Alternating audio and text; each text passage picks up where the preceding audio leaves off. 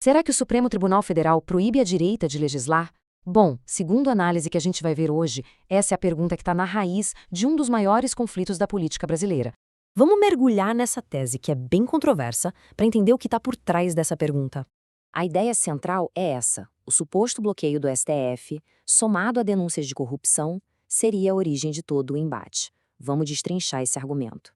E olha, para quem curte análises diretas como essa, já aproveita e se inscreve no nosso canal. Mas vamos lá. Tudo começa com um caso bem específico.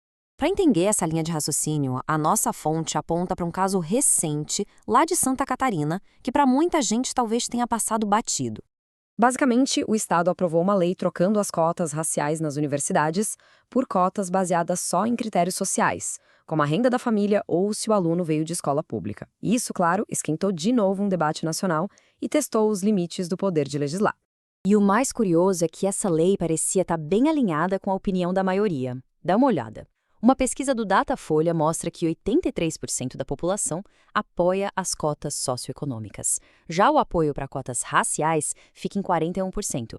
É uma diferença bem grande.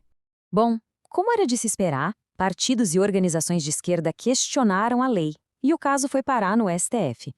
E a decisão do Supremo foi decisiva. O placar foi um impressionante 10-0. Isso mesmo, uma decisão unânime para derrubar a lei. Ou seja, a vontade dos representantes eleitos do Estado foi completamente revertida. E aqui a gente vê o centro do conflito. De um lado, o STF argumentou que a lei era inconstitucional porque feria o princípio da igualdade. Do outro lado, a crítica da fonte é que essa foi uma decisão política e não jurídica, porque a Constituição não fala nada sobre o assunto e, portanto, não proibiria uma lei como essa. A fonte, então, foca nesse trecho aqui do voto do relator. O argumento é que o STF não estaria julgando só se a lei era constitucional, mas sim a qualidade do trabalho do legislador. E isso, segundo essa análise, abriria um precedente bem perigoso. E segundo a fonte, esse caso não é algo isolado não, seria parte de um padrão que vem se repetindo. A análise faz uma conexão direta entre o bloqueio das políticas de armamento da direita, lá em 2019, e essa decisão mais recente sobre as cotas, colocando tudo como exemplo do mesmo tipo de comportamento do judiciário. E esse padrão, de acordo com a fonte, tem consequências bem profundas para o funcionamento da própria democracia. A análise liga isso a uma teoria do cientista político Yascha Mounk.